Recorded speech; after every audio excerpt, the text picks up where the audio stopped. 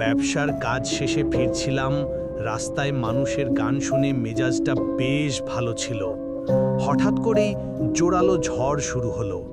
হাওয়া বেজে উঠল আর অন্ধকার মেঘ কালো ছায়া ফেলল। আমি অবাক হয়ে বৃষ্টি ও ঝড়ের সঙ্গে একেবারে পথ হারিয়ে ফেললাম।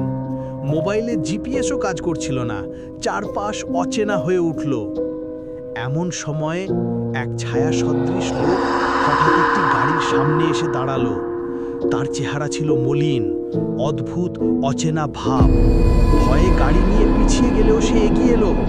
কথা বলার আগেই তার শরীর ফেটে অদ্ভুতভাবে বদলে গেল এবং সে আমাকে মারার চেষ্টা করতে লাগলো।